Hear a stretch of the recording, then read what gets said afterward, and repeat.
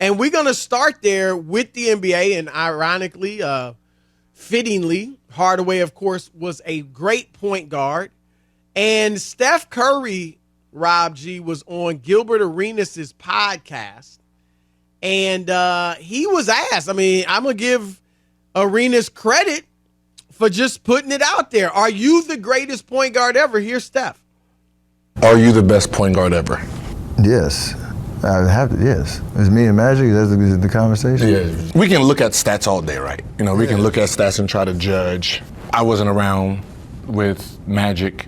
Me either. I know, right? So I have so much respect. I know there's not a lot of 6'9" point guard. No one's trying to, I'm thinking about the 90s growing up. There was nobody trying to be a 6'9" point guard, right? I mean, it just, but I can witness and watch every kid trying to be Curry. All right, so Rob G, I know you are Mr. Laker, native of Los Angeles. I'm gonna let you have this one first. What are your thoughts on that? I only got 2 words for Steph Curry. Stop it! Look, Steph is an all-time great player. There's nothing to take away from him. Top 10-ish. I think 10, 12 is right there where he should be all time. And that is the elite of the elite. When you talk about the history of basketball, Steph Curry's name's got to be mentioned. Having said that, though, the gap between Magic Johnson and Steph Curry, just based on resumes, the counting stats, the things that I'm bringing facts to a feelings fight with, it's so slanted in Magic Johnson's direction that it makes Steph Curry look like an also-ran. And he's not. He's fantastic. But just the gap between them. Magic has 1 more championship. He has 2 more NBA Finals MVPs. He has 1 more regular season MVP. He has 5 more All-NBA first teams and 3 more NBA All-Star teams. So to sum it up, the gap between Magic Johnson and Steph Curry, just in terms of resume, is another Hall of Fame career. It's like if you were to put Paul Pierce's career on top of Steph Curry and put them together. That's the gap between Magic Johnson and Steph Curry. All respect to Steph Curry, though. Yeah, after you just bashed him, my goodness. Look, I've got Magic number 1, Steph number 2. I think you've got Steph number 2. I do have Steph best number point 2. Guard. Yes. Yeah, second best point guard ever. I'll just argue. I agree with a lot of what you said, but I'll say this for Steph. If someone wants to argue for Steph, and you heard Arenas, we didn't hear the full clip, but he went into it a little bit for those that heard that show. He's talked about, I see kids, emulating Steph Curry, and everywhere of course, everybody's trying to shoot threes now. Here's the problem, though. He said, nobody was trying to be a 6'9" point guard in the 90s after Magic played. False! Magic changed the game as well. Now, I think Steph changed it more.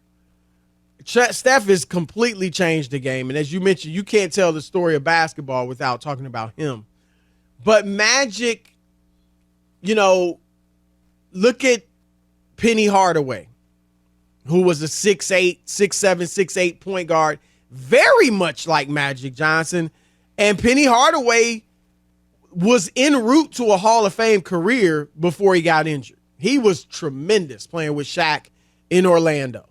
Grant Hill, 6'8", was essentially like a point guard, would give you 21 points, 8 rebounds, 7 assists, 6 assists. Like, he was great before he got hurt as well.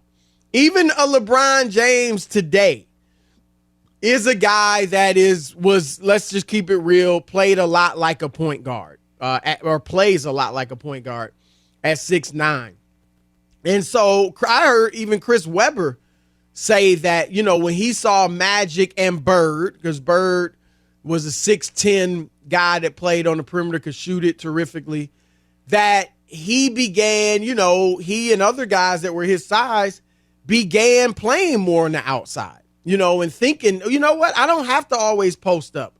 I can do some other things. So I think Gil sells Magic a little short on that. But I think the argument, Rob G, for Steph, here's the one. I mean, look, some people might say it's just your preference. Do you prefer the traditional playmaking point guard, or do you prefer the scorer, the shooter? And you and I have talked about this before off the air, maybe a little bit on the air. If you are picking a team, like if you want to pick not just your best 5 players ever or your best 5, at each position, my number 1 point guard, my number 1 shooting guard, my number 1 center, et cetera, et cetera. If you're just picking a team to win a game or even a 7-game series, if you say, look, you can pick 5, let's have a draft, and we're picking not who your best team is by accolades, but put together a team of historic players to win a series, a 7-game series. You could argue that you could put Steph on there above Magic. Because if I let's just say my 3 perimeter guys, if I said, all right, I want Jordan, I want LeBron, if I've got those 2, I'm not going to pick Magic. I'm going to pick Steph because LeBron can essentially run the point. I got Jordan to score, slash and things like that, and I've got Steph as a shooter. So you can make that argument, but I believe it's Magic. What a lot of people don't know, Rob G, is that Magic, even after Kareem retired, still, playing with guys that were, good, but Vlade Divac and Tony Campbell. I don't know if Eldon Campbell was there. Was Eldon Campbell there at that time? Vlade Divac was there at the end. I think Eldon Campbell might have been like the last year. Yeah. 2. And in 90, Magic, or 91, got the Lakers to the finals. Yes. And they lost to Michael Jordan in 5 games. And so I would go with Magic. Look, if Steph somehow won another ring, and I don't necessarily see that happening, but if he somehow won another ring, I think then you have, you just on sheer dominance, you'd have a closer argument.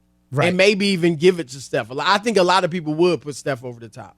I mean, a lot of it could be generational. I think you can make an argument that if you're over the age of 35, you probably think it's no question Magic. If you're under 35, you're probably saying it's Steph. And it's kind of similar to the LeBron-Jordan debate. I think what's different between these two and the aforementioned MJ and LeBron is what LeBron has going for him in that debate. Shout out to Steve DeSager. What he has going for him is the longevity, right? That his counting stats are going to be so astronomical that you're going to be able to say, well, how can you, hold the losing finals record against him when he's number 1 in scoring and top 5 in assists and top 10 in, like it's going to be the LeBron James presents the NBA record book. Like him and Wilt Chamberlain are co-authors of it, right? Right. What Magic Johnson has and Steph Curry is neither one of them is going to have that longevity thing, at least that we know of right now, because Steph got such a late start. Steph's probably going to go another 4 years, but it won't be an extremely He got long such career. a late start because of his ankle injuries that he didn't really become all-cap Steph Curry until several years into his NBA career, probably to like his second contract, maybe in his third contract, maybe midway through his second. And he was emerging before, like 2 years before Curry or before Steve Kerr took over. Yes. Yeah. Yes. And then Magic Johnson had his cut short due to HIV. Right. So either way, and I know I was kind of dissing Steph in the beginning. The fact is that his story is still being written. I expect he's going to have more All-NBA first teams before he retires. I don't know how many championships he's going to get, but he's going to be able to keep up in that regard. I expect he'll still be an MVP contention as long as he wants to be. So maybe in 5 or 6 years, this is a closer debate. But for me right now, in the middle of August 2023, I don't think it's close. I think it's Magic Johnson. Here's another, and I'm kind of, like I said, I agree with you that it's Magic. But I'm playing, I want to present the Steph argument as well. And here's another thing, and one of the biggest for Steph, Rob. Obviously, you can talk about change the game. I mentioned that earlier. Sure. I think he changed it more, but Magic changed it as well. And Magic also made, along with Bird to a lesser degree, but passing cool. Right. Like Magic was by a mile. And that's one thing that's interesting about both, Rob G. Steph is the greatest shooter ever. And Magic's the greatest passer. And Magic is by a mile the greatest. If you don't know about Magic Johnson's passing, Google it on YouTube. Go to YouTube, Magic Johnson highlights.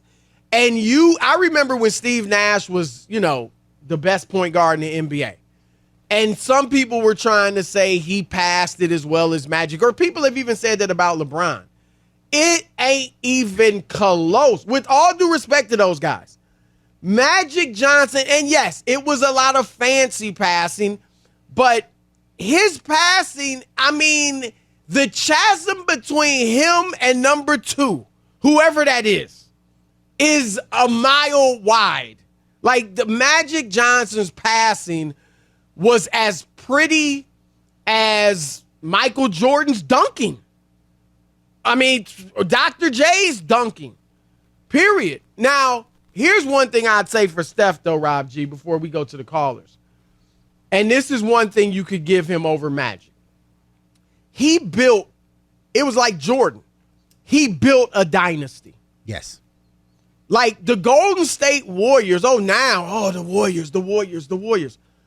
They had made the playoffs one time in the last 18 years before Steph, began leading them to the playoffs. The We Believe Warriors? Yes, Those that was dudes it. are still eating off of that. They won one playoff series, and they're still because eating that's off of how that. unique they were, because that team had been horrible. Right. Magic, of course, went to a team that had Kareem, who was the MVP his rookie year.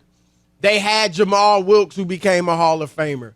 And, they had a great ride. Norm Nixon, who was nice. In fact, Norm Nixon led the Lakers in assists Magic's rookie year and the second year. And then they traded Nixon to the Clippers, so it could totally be Magic's team. But Magic played with Worthy, who was a number 1 pick. Best player in college when he came out of school. So Magic had a boatload of talent around him for the bulk of his career. Steph, of course, you give him Durant. And obviously that team was loaded. But, Clay was a lower lottery pick. Clay and Draymond. No, but they're going to be Hall of Famers. They're going to be Hall of Famers. Yeah. But Draymond's going to be a Hall of Famer with all due respect because he deserves it. But because of the winning. Draymond was a second round. Yeah, look, great defender, great passer and playmaker. But I'm saying all of that, if he wasn't winning, he wouldn't be a Hall of Famer. And so that's what's going to make him a Hall of Famer. And they're not winning without him, so I'm not trying to take anything away from Draymond. But he was a second-round pick. You look at sheer talent. Steph's big 3 for at least 2 of his rings was a second-round pick in Draymond Green. Klay Thompson, a lower lottery pick that nobody expected all this from. And him, who was a mid-lottery pick. Magic, number 1. Kareem, obviously, number 1. Worthy, number 1 picks. Bob McAdoo, who older, but he was there at one point, and Byron Scott. So that would be another argument for Steph, but I'm going right now with Magic, number 1, Steph, number 2,